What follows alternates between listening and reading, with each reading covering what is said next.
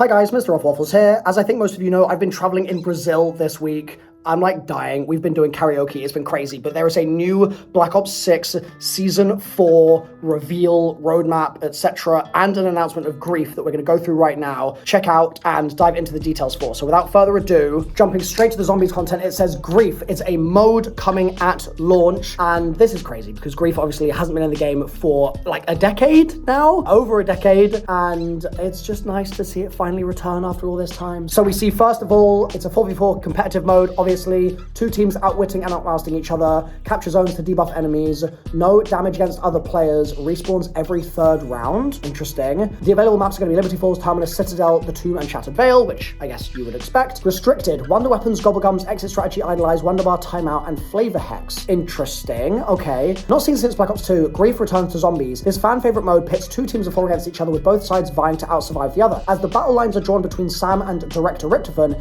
each team pledges their support to one of these rivals at the start of the match, subsequently receiving handler comms support from one of them throughout the ensuing chaos. Cool, okay. Indirect PvP combat. The action is almost immediate as both teams drop into either side of the same Grief arena within the chosen zombies map, and indirect PvP combat comes into effect. The two teams of four players can't outright kill members of the enemy team, but can interact with them by body blocking or slowing them by using melee, bullet-based weapons, or projectiles. Okay, thank God. When they said no, like, enemy damage or whatever, for a second I was like, wait, are they gonna get rid of the stun? Like, that slow is such an important part of Grief, so I'm glad to hear that is still there. Victory conditions. The winning team is the one that manages to grief their rivals into being killed or entering a downed state. As long as one or more team members are upright, the match continues. Cool, that's Grief. But there are Grief arena features as well. Oh my god, there's quite a lot of stuff here. The action is constant and incredibly chaotic due in part to your proximity to your opponents and the hordes of undead encroaching on your team. Thanks to the arena being a subsection of the zombies map, these are known as Grief arenas. Within a Grief arena are a variety of features. An open environment where Grief arenas are clearly defined areas where any critical doors have already been opened and the power will already have been turned on. All other door buys are inactive. Both teams spawn on opposite sides of the arena, each in a group of four. There's player respawns. Any team members that are downed, provided one or more of their team are still alive, can be revived at any time, though rival teams, undead enemies, and shock charges can hamper this action. Shock charges, okay. Additionally, a wave respawner triggers every third round, automatically reviving any eliminated teammates from both teams. Join in progress. Any player not in the game can join up until round 10 has been completed and has a small grace period to orient themselves before they're swarmed by zombies.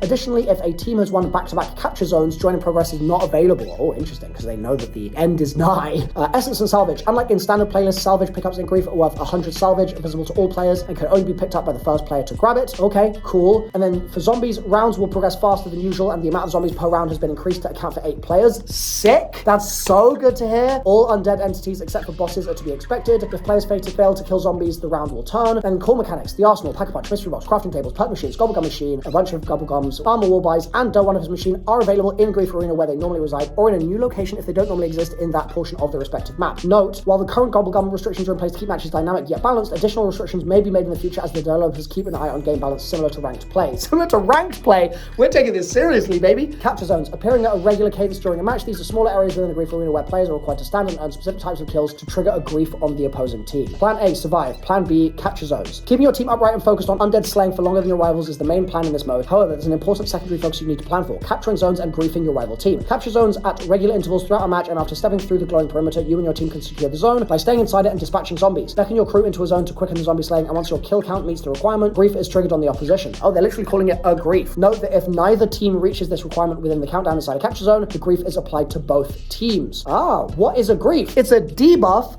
Oh, interesting. Penalty or negative gameplay mechanic that you can inflict on your rival team at a capture zone. The type of grief is shown as the objective track within a capture zone. Here are the possible griefs that you can inflict: weapon nerf, ammo drain, zombie ambush, weapon carousel, and frozen, which reduces the enemy player's movement. Wow, okay. Griefs and capture zones introduce new score types, including capture zone kill, capture zone win, and capture zone elite kill. Holy moly. There's 11 arenas at launch. So that's Liberty Falls Arena 1 and 2, 2 on Terminus, 1 on Citadel, 2 on the Tomb, and 4 on Shattered Vale, probably because they were able to develop Shattered Vale with that in mind. Then there's also new challenges and LTMs coming. So there's a mysterious new set of hidden calling cards and bounteous amounts of XP available at the start of Season 4 thanks to a fresh drop of Zombies Dark Ops challenges. Who knows, maybe there's even one for Grief. All further info is redacted. There's a new LTM, Starting Room, coming at mid-season, which is inspired by the starting room in the classic Moon Zombies map. You drop in with up to 3 of your zombies crew into a more straightforward but challenging experience where you're locked into the first zone of a map. Raptor 1 is gone and those undead hordes are only getting stronger, but all doors in the initial zone are unlocked. Survive to the highest round you can. Surely that means all doors in the initial zone are locked, not unlocked.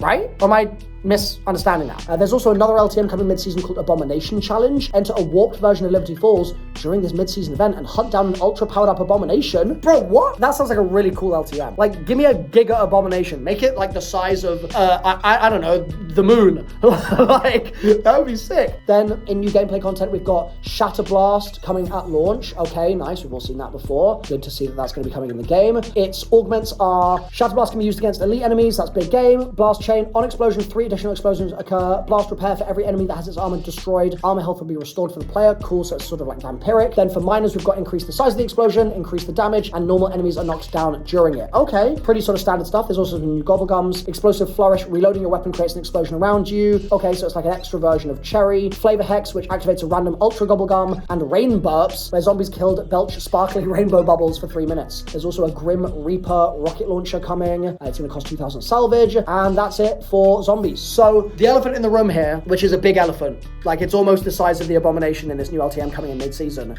is that there is no zombies map. And I'm sad about that, but at the same time, in a normal year, to have had as many zombies maps as we've already had this quickly is unprecedented. We don't normally get DLCs at this aggressive a schedule.